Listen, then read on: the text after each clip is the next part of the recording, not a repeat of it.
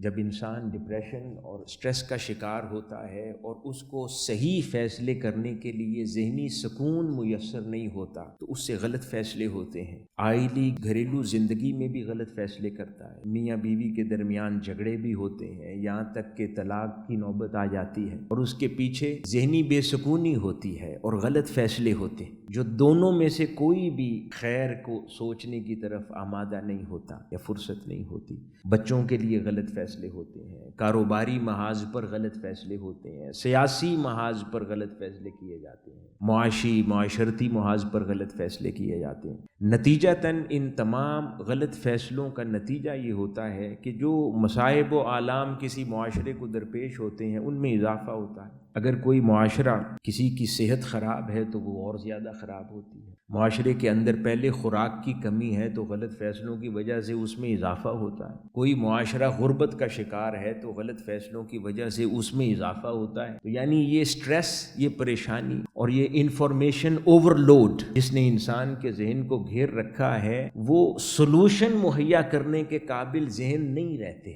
کہ کوئی سلوشن دے مسئلوں کا۔ نہیں، جو پریشان ذہن ہے وہ صرف پریشانی کو بڑھانے کا سبب بنتا ہے، اس کو حل کرنے کا اس کے پاس راستہ نہیں ہوتا۔